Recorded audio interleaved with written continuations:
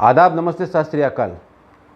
मैं तबरेज़ मंसूरी आपका बहुत बहुत स्वागत करता हूं हमारे इस YouTube चैनल में जिसका नाम है बिंदास बोलो।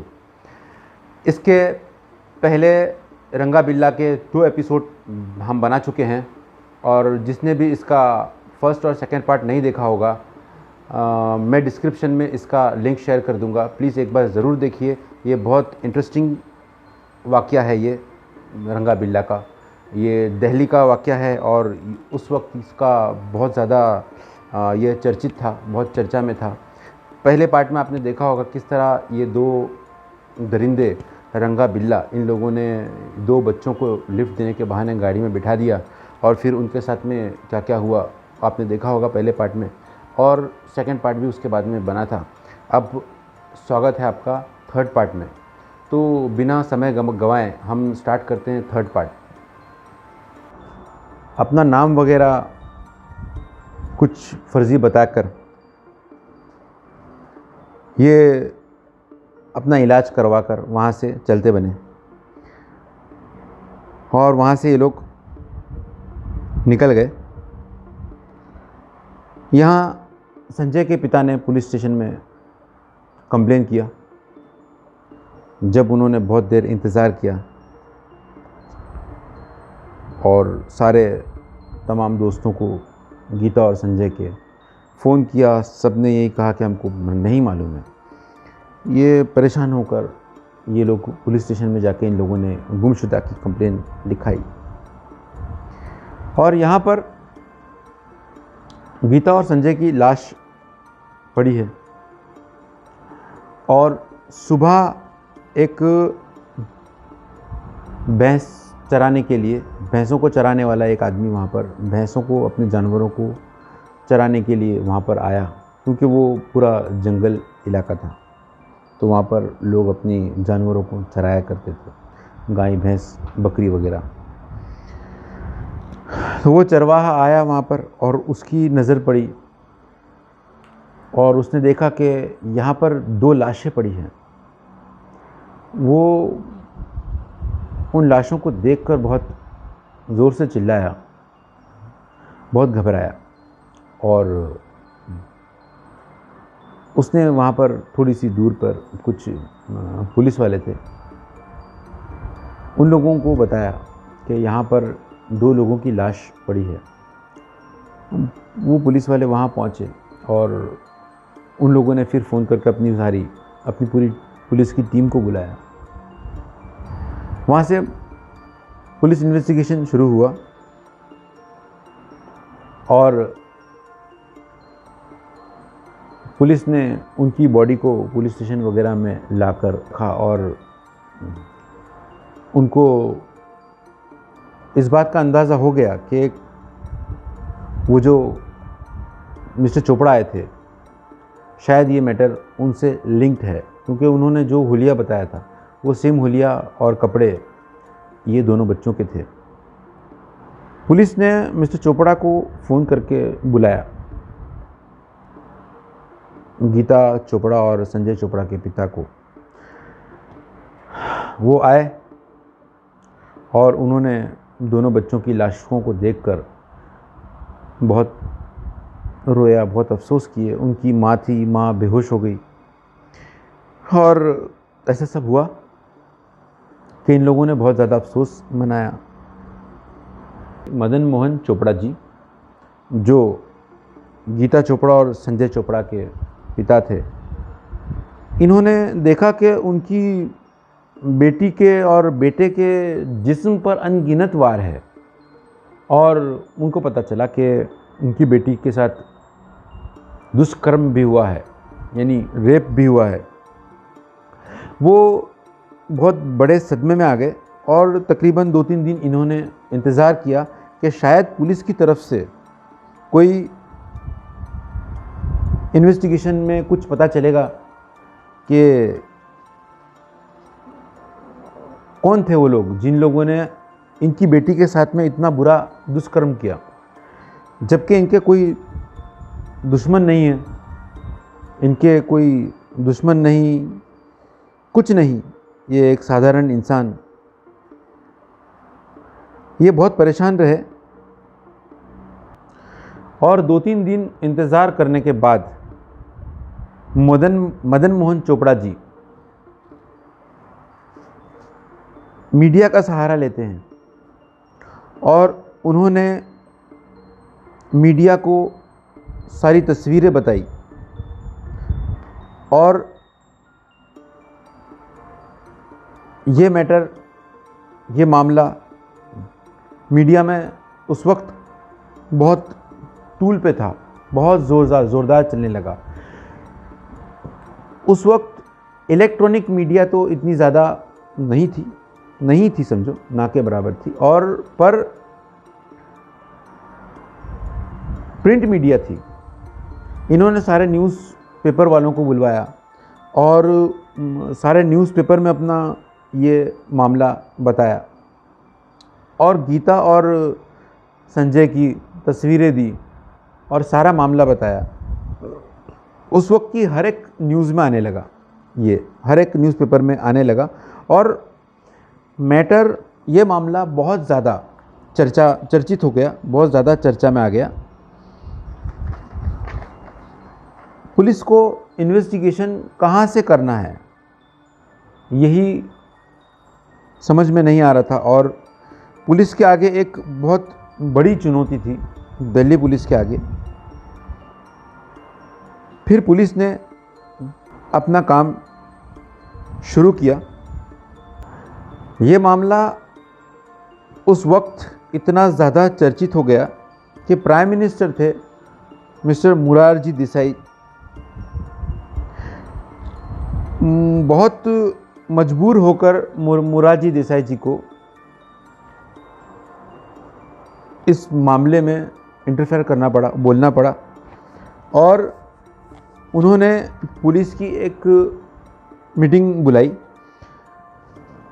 और पुलिस बल को ये ऑर्डर दिया गया कि किसी भी तरह इस मामले को करो, यानी कि इस मामले के जो रियल गुनहगार है, जो रियल आरोपी है, जिन लोगों ने ये दुष्कर्म किया है, उन लोगों को पकड़ो, उन लोगों को अरेस्ट करो। पुलिस आई एकदम हरकत में और पुलिस एक्टिव हो गई एकदम से। पुलिस ने उस वक्त एक आदमी ने 100 नंबर पर कॉल किया था। वो आदमी जो इन लोगों की रंगा और बिल्ला जब ये दोनों बच्चों को लेकर जा रहे थे, गीता और संजय को, उस वक्त मार्केट एरिया से जब वो लोग गुजर रहे थे तो एक आदमी स्कूटर पे उनका पीछे गया उनको पकड़ने के लिए और उसने गाड़ी के अंदर तक हाथ भी डाला पर वो उन लोगों ने गाड़ी को तेज़ कर दी तो ये उनको पकड़ नहीं पाया। उस बंदे ने 100 नंबर पर कॉल किया था। पुलिस ने उस बंदे को बुलाई और वहाँ जो कुछ और लोग थे, जो लोग गाड़ी के पीछे भागने की कोशिश कर रहे थे, भागे भी थे पर गाड़ी को वो लोग पकड़ नहीं पाए थे। पुलिस ने उन लोगों की लिस्ट निकाली और उन लोगों की लिस्ट निकालकर उन सबको पुलिस स्टेशन में बुलाया। पुलिस स्टेशन में बुलाकर रंगा और बिल्ला का ना नाम पता था ना कुछ। पुलिस ने उन सारे लोगों को पुलिस स्टेशन में बुलाकर एक स्केच बनवाया रंगा का और बिल्ला का। वो स्केच बनाने के बाद पुलिस ने हर जगह वो स्केच के फ़ोटोज़ लगाए, जैसे कि बस स्टैंड पर, फिर किसी रिक्शा स्टैंड पर, टैक्सी स्टैंड पर और रेलवे स्टेशंस पर। ऐसा उस वक्त की जो बसें थी, बसों के पीछे और होर्डिंग्स लगाए गए। जितना उस वक्त इसको वायरल कर सकते थे उतना पुलिस ने खुद वायरल करी इसको, इन दोनों की तस्वीरों को। और यूं ही कुछ वक्त बीत गया।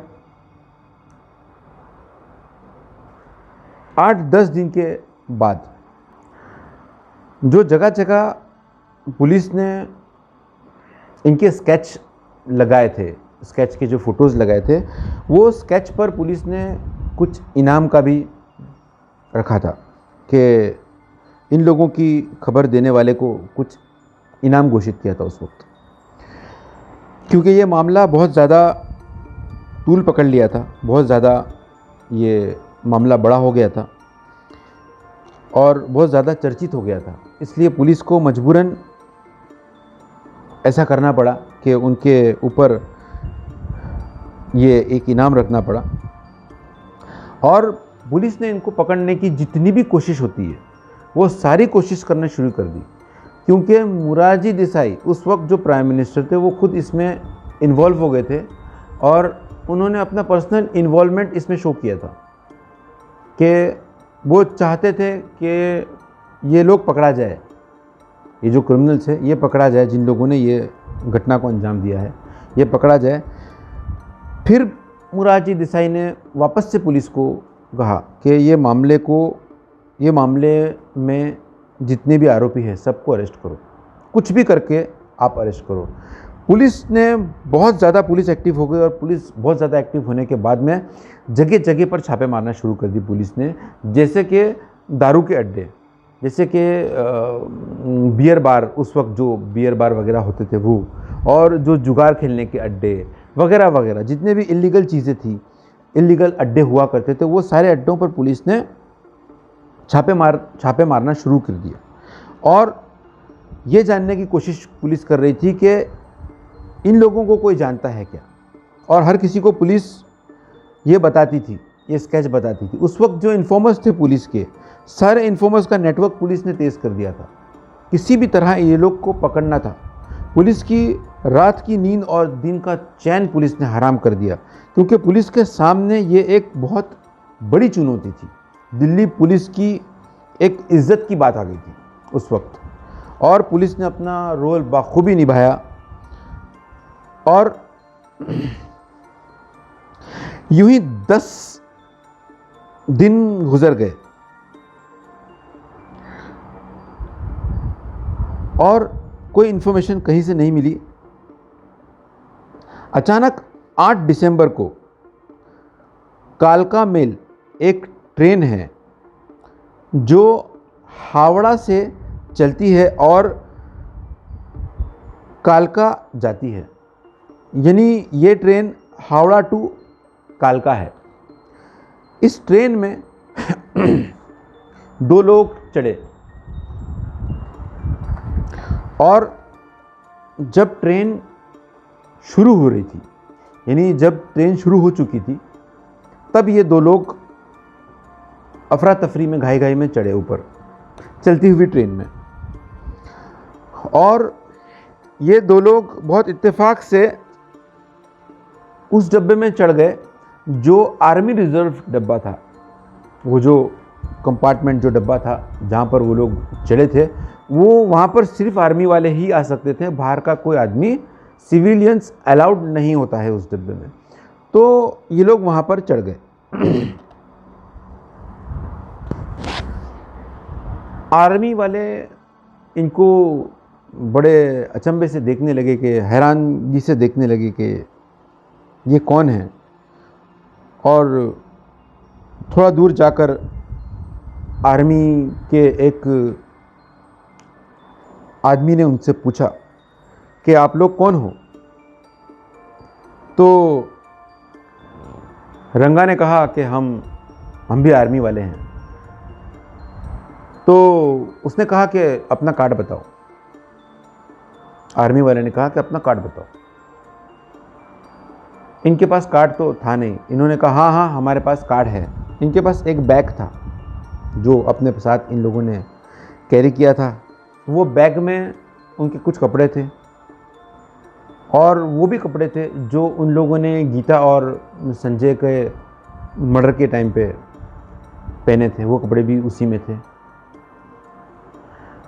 आर्मी में से एक शख्स था, आर्मी वाला था, जिसने इनका वो जो स्केच था वो देखा था। उसने इनको पकड़ा और उसने बोला कि ये वही 2 लोग हैं जिनका स्केच हर जगह लगा हुआ है। तो कुछ आर्मी वालों ने इनको दबोचा और दबोच कर उनको बैठाकर वहाँ पर ट्रेन में ही। वहाँ से 2.5 घंटे की दूरी पर दिल्ली स्टेशन था। इन लोगों ने, आर्मी वालों ने दिल्ली स्टेशन पर इनको उतारा और वहाँ की पुलिस को इन्फॉर्म किया, और पुलिस को इन दोनों को पुलिस के हवाले किया। रेलवे पुलिस ने इनको पकड़ी, और रेलवे पुलिस ने, वो जो लोकल पुलिस थी, जो लोग इनको ढूंढ रहे थे, उनको इन्फॉर्म किया। ऐसा बताया जाता है कि रेलवे पुलिस से जब लोकल पुलिस वाले इनको लेने आए, तो सिर्फ ये 2 लोगों को लेने के लिए 100 पुलिस वाले आए थे। तो इसी से इस बात का अंदाज़ा होता है कि ये मामला उस वक्त कितना बड़ा होगा, जो हर न्यूज़ में, हर न्यूज़पेपर में आया था, और हर जगह इनके फ़ोटोज़ लगे थे। खैर, इनको पुलिस स्टेशन में लेके गए, और इनकी इन्वेस्टिगेशन शुरू हुई। तो शुरुआत में तो ये लोग ये कह रहे थे कि हमने कुछ नहीं किया, हमको कुछ नहीं मालूम। इनसे पूछा गया कि तुम कौन हो, कहाँ रहते हो, क्या करते हो। ये लोग सब फर्जी बताने लगे।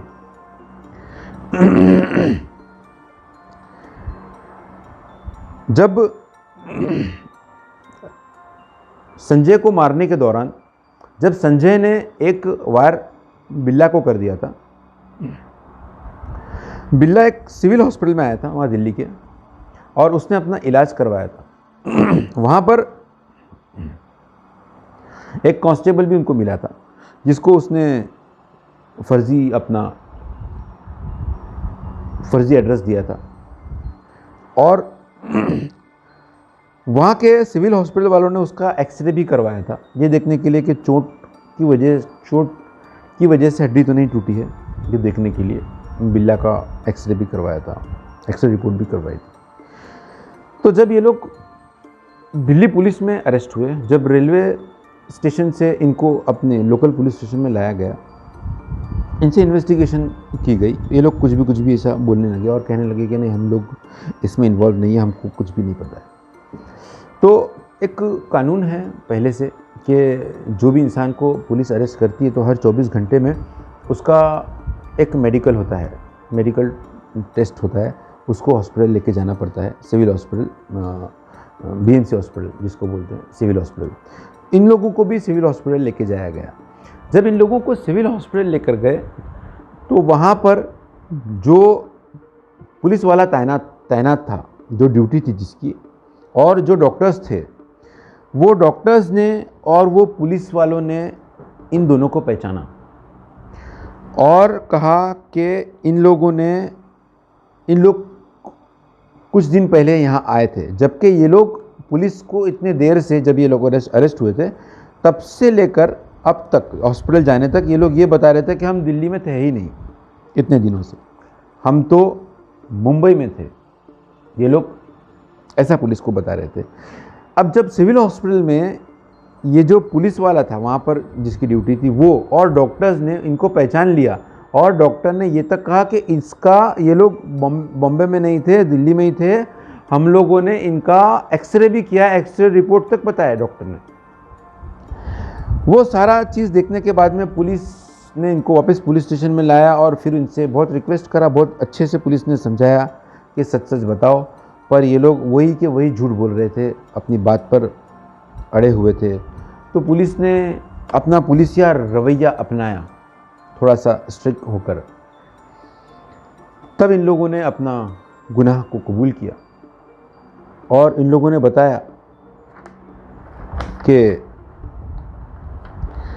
उस दिन थोड़ी सी बारिश हो रही थी, और संजय और गीता ने इनसे लिफ्ट मांग ली, और लिफ्ट मांगने के बाद में क्या क्या हुआ, इन लोगों ने किस तरह से उनका रेप किया और किस तरह से मर्डर किया, ये सारी चीज़ इन लोगों ने पुलिस के सामने कबूल की। अब ये तो पकड़ा गए, पर इनको सज़ा दिलाने के लिए इनका इकबालिया बयान काफ़ी नहीं था, क्योंकि कोर्ट एविडेंस मांगता है, सबूत मांगता है, तो ये चीज़ काफ़ी नहीं थी। इनको, पुलिस को सबूत चाहिए था। पुलिस ने अब सबूत इकट्ठा करना शुरू किया। वो गाड़ी मिली पुलिस को, मस्टर्ड कलर की फिएट, जो इन लोगों ने, जिस गाड़ी में दोनों बच्चों को बिठाकर किडनैप किया था, वो गाड़ी में से कुछ खून के कतरे वहाँ पड़े थे, क्योंकि संजय को गाड़ी में उन लोगों ने वार मारा था, तो वो खून थोड़ा सा वहाँ गिरा था। वो गाड़ी में से खून लिया गया और गाड़ी में जो मिट्टी लगी थी, वो गाड़ी के टायर पे जो मिट्टी लगी थी वो, फिर गीता और संजय के कपड़ों पर जो मिट्टी लगी थी वो, और गीता के नाखून में जब वो लोग उसका रेप करने की कोशिश कर रहे थे तो वो विरोध कर रही थी, तो उसने उन लोगों को कुछ नाखून भी मारे थे। तो वो नाखून में जो स्किन आती है बारीक बारीक, वो सारा लिया गया। पुलिस ने इस तरह से सारे सबूतों को इकट्ठा किया और वो सारे सबूतों की जांच करवाई गई। जैसे कि जो मिट्टी इन लोगों के जिस्म से मिली, जब उन लोगों ने फेंका था उनको नीचे, तो उनके कपड़ों पे से जो मिट्टी मिली संजय और गीता के, उसको मैच किया गया और उनकी गाड़ी में जो मिट्टी मिली थी वो, फिर ये लोग जब अरेस्ट हुए दिल्ली स्टेशन पे, जब इनको आर्मी वालों ने लाए, तो इनके पास एक बैग था। वो बैग में उनके कपड़े थे जो गीता और संजय के, जब ये इन लोगों ने किए थे इनका मर्डर और रेप वगैरह, उस वक्त जो कपड़े पहने थे वो कपड़ा भी इनके पास से मिला, इनके बैग में से मिला। ये सारी चीज़ें आपस में मैच हो गई और अब पुलिस पूरी तरह से तैयार हो गई कोर्ट में ये सारे सबूत पेश करने के लिए। सारी चीज़ों की रिपोर्ट्स निकाली गई, सारे जांच कंप्लीट हुई।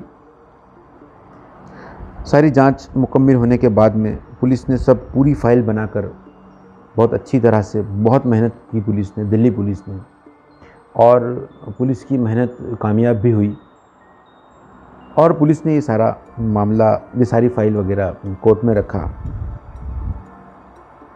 कोर्ट ने इसको, इन दोनों को, क्योंकि ये मामला बहुत ज़्यादा हाईलाइट हो गया था उस वक्त पेपर वगैरह में, न्यूज़पेपर वगैरह के ज़रिए, पुलिस ने इन लोगों को फांसी की, कोर्ट ने इन लोगों को फांसी की सज़ा सुनाई।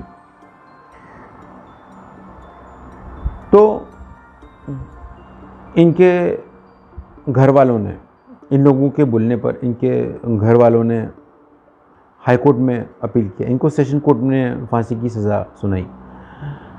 सेशन कोर्ट से इन लोगों ने हाई कोर्ट में अपील किया, पर हाई कोर्ट ने सेशन कोर्ट का जो फैसला था उसी को कंटिन्यू करके इनको फांसी की सज़ा कंटिन्यू की।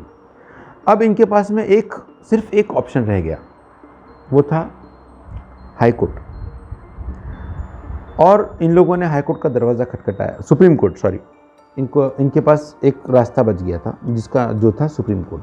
अब इन लोगों ने सुप्रीम कोर्ट का दरवाज़ा खटखटाया। सुप्रीम कोर्ट ने सेशन कोर्ट का फैसला पढ़ा, इनके सारे एविडेंस देखा, हाई कोर्ट का फैसला पढ़ा और सेशन कोर्ट और हाई कोर्ट के फैसले पर ही अपने फैसले को कंटिन्यू किया। मतलब कि सुप्रीम कोर्ट ने भी इनको फांसी की ही सज़ा सुनाई। अब इन लोगों को फांसी कंफर्म हो गई, निश्चित, कोई उसमें रोक नहीं सकता है। और इनके घर वालों से जब बात होती थी तो इनके घर वाले एक ही चीज़ कहते थे बार बार कि अगर इन लोगों ने, यानी रंगा और बिल्ला, अगर इन लोगों ने गुनाह किया है तो इनके गुनाहों की सज़ा इनको मिलनी ही चाहिए।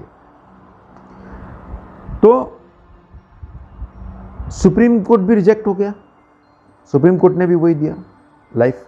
Session court, high court, supreme court, सब जगह से इनको लाइफ की सज़ा हो गई। अब एक हमारे हिंदुस्तान में जब इस तरह की सज़ा हो जाती है तो एक आखिरी दाव बचता है, एक आखिरी दरवाज़ा बचता है, राष्ट्रपति। तो इन लोगों ने राष्ट्रपति से अपील की, रहम की गुहार लगाई, पर वहाँ भी कुछ ना हो पाया क्योंकि इनके खिलाफ एविडेंसेस इतने ज़्यादा थे। राष्ट्रपति के यहाँ से भी इनको कोई सहयोग नहीं मिला, कोई मदद नहीं मिली। ये जो सारा मामला हुआ, यानी कि ये लोग अरेस्ट हुए, इन लोगों ने ये कांड किया, ये कांड करके ये लोग अरेस्ट हुए। अरेस्ट होने के बाद में session court, high court, supreme court, राष्ट्रपति, सब चीज़ ये जो हुआ और लास्ट में जो फैसला आया इनको फांसी की सज़ा, ये सारा मामला 4 साल के अंदर कंप्लीट हो गया। जबकि नॉर्मली ऐसा होता नहीं है। नॉर्मली इसमें कई साल लग जाते हैं और बहुत काफ़ी समय लग जाता है, 10-10 साल लग जाते हैं लोगों का केस चलने में और केस फाइनल होने में, बल्कि उससे भी ज़्यादा, कई बार देखा गया है कि उससे भी ज़्यादा समय लगता है। खैर 4 साल में इनको इनके सारे जो केस था, वो केस का मामला, केस का फैसला आ गया और उस वक्त काफ़ी लोग सड़कों पे उतरे थे और इन लोगों की फांसी की मांग भी की थी लोगों ने। हज़ारों लाखों की तादाद में लोग सड़कों पर उतर गए थे और मोर्चेबाजी किए थे, फिर कैंडल मार्च हुआ था, ऐसा काफ़ी कुछ हुआ था उस वक्त। लोगों की मांग थी कि इनको फांसी दी जाए। तो सब जगह से इनको फांसी हो गई, इनका मरना कंफर्म हो गया। अब इनका 31 जनवरी 1982 का दिन मुकर्रर किया गया फांसी का, यानी कि 31 जनवरी 1982 की सुबह को इनको फांसी दी जाएगी। ये दिन और समय मुकर्रर हो गया। उस वक्त कुछ मीडिया वाले थे, कुछ न्यूज़ वाले थे, वो लोग उन लोगों ने इनसे मिलना चाहा, सिर्फ ये जानने के लिए कि ऐसे लोगों की क्या मानसिकता होती है, ये इतने दिमाग के कैसे गंदे हो सकते हैं कि इतना बड़ा कांड इतनी बुरी तरह से कोई कैसे कर सकता है। इतने सारे वार एक बच्चे को 16 साल की बच्ची, 14 साल का बच्चा, उसको इतने सारे, इतनी गंदे तरीके से मारना और रेप करना, ये जो इंसान करता है उसके दिमाग में उस वक्त क्या चलता है, ये जानना चाहते थे कुछ मीडिया वाले। तो मीडिया वालों ने हाई कोर्ट से परमिशन मांगी, हाई कोर्ट में एप्लीकेशन डालकर उन लोगों ने ये मांग की कि हमको रंगा और बिल्ला से इंटरव्यू करने के लिए हमको समय दिया जाए। हाई कोर्ट से रिजेक्ट हो गया, हाई कोर्ट ने मना कर दिया। इन लोगों ने ये मीडिया वालों ने सुप्रीम कोर्ट में याचिका दायर की। अब सुप्रीम कोर्ट ने इनकी याचिका को मान लिया, पर सुप्रीम कोर्ट ने ऑर्डर दिया 1.5 घंटे की मीटिंग, और एक दिन पहले यानी कि 30 जनवरी 1982 को इनको मिलने की इजाज़त दी गई। और वो जो इजाज़त दी गई उसमें वो ऑर्डर कॉपी में ऐसा लिखा था कि पहले रंगा और बिल्ला से पूछा जाए कि वो लोग मीडिया में इंटरव्यू देना चाहते हैं या नहीं, वो लोग मीडिया के सामने आना चाहते हैं या नहीं। अगर वो लोग नहीं आना चाहते हैं तो नहीं मिल सकेंगे मीडिया वाले। अगर वो लोग मानते हैं कि हाँ हम मिलना चाहते हैं मीडिया वालों से, तो ही मीटिंग हो पाएगी, वरना नहीं।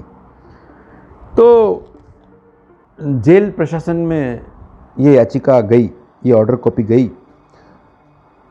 तो जेल प्रशासन ने उनको पूछा कि भाई कुछ मीडिया वाले हैं वो आपसे मिलना चाहते हैं, क्या आप लोग इसके लिए तैयार हो?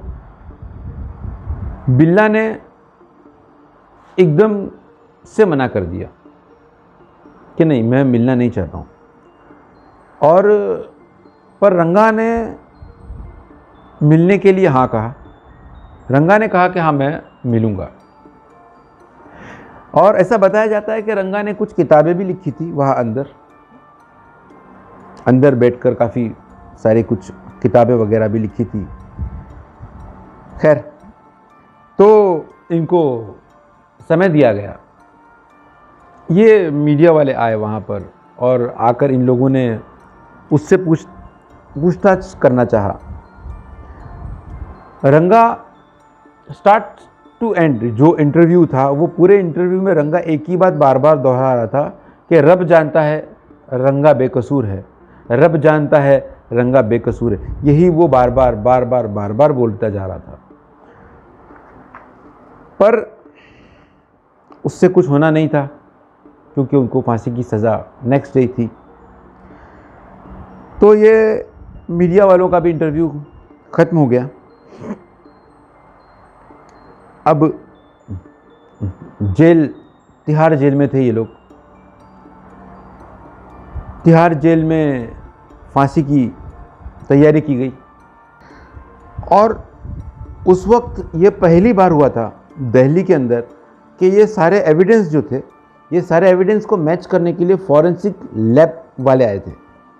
इससे पहले कभी ऐसा नहीं हुआ था किसी भी मामले में कि फॉरेंसिक लैब वालों को आने की ज़रूरत पड़ी हो।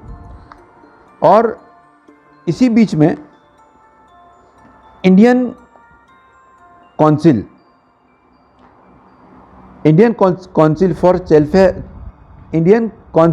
फॉर चाइल्ड्स वेलफेयर ने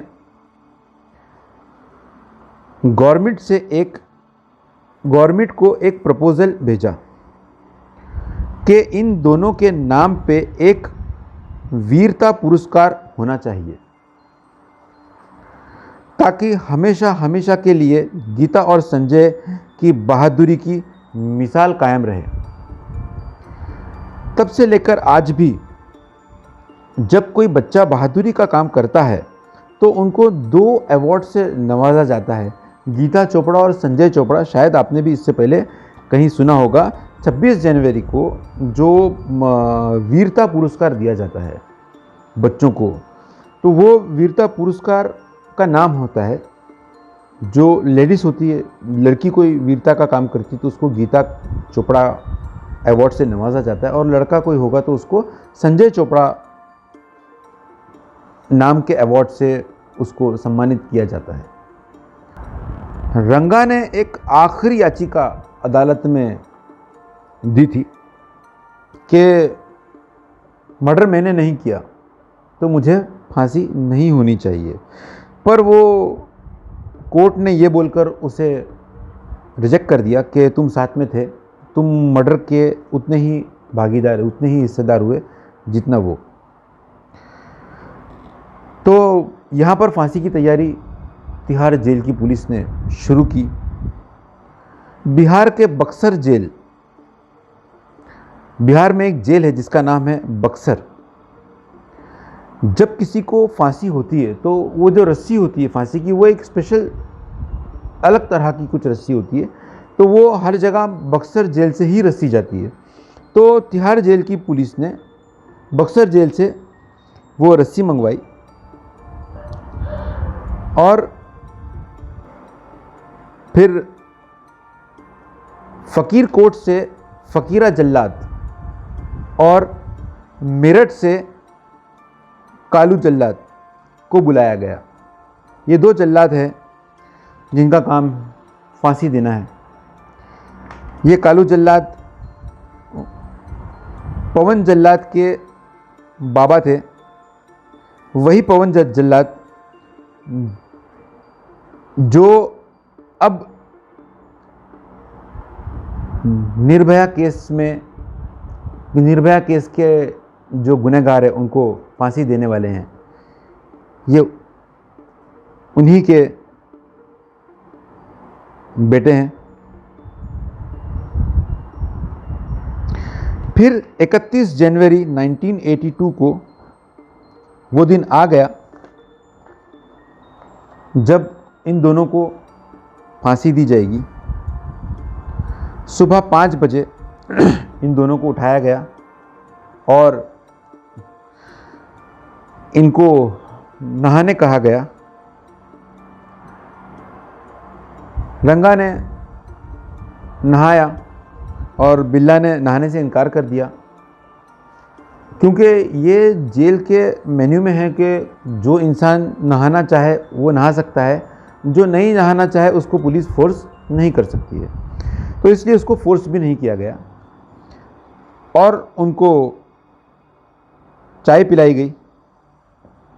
दोनों ने एक एक कप चाय पिया और उनको फांसी के जहाँ पर फांसी होनी थी वहाँ पर उनको ले जाने लगे। बिल्ला तो चुपचाप चलने लगा, पर रंगा बहुत ज़्यादा विरोध कर रहा था और उनके दोनों के मुंह पर काला कपड़ा डाला गया और हाथों को पीछे बांधा गया। क्योंकि रंगा बहुत ज़्यादा विरोध कर रहा था तो उसे घसीटते हुए उस जगह तक लेके जाया गया जहाँ पर, यानी जिस बैरक में थे ये लोग, उस बैरक से घसीटते हुए इनको वहाँ तक लेके जाया गया जहाँ पर इनको फांसी होनी थी और इनको पूरी तरह से फांसी के लिए तैयार किया गया और वहाँ पर भी सारी तैयारी हो चुकी थी।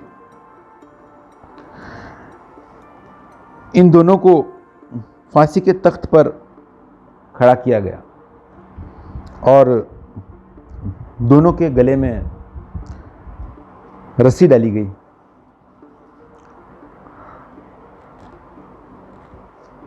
और कालू जल्लाद और फ़कीरा, इन लोगों ने वो जो खींचते हैं उसको खींचा और रंगा और बिल्ला दोनों सूली पर लटक गए, फांसी पर लटक गए। इनको कोर्ट ऑर्डर था to be hang till death, यानी जब तक लटकाया जाए, जब तक ये मर ना जाए।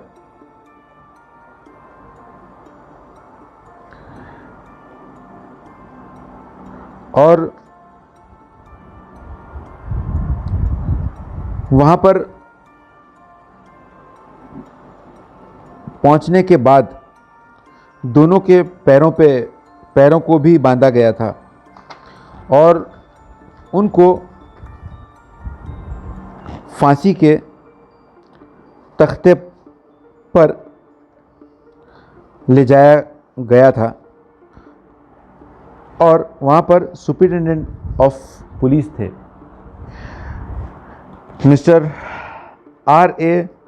भूषण शुक्ला ने लाल झंडी दिखाई थी और इनका फांसी का वो जो खींचा गया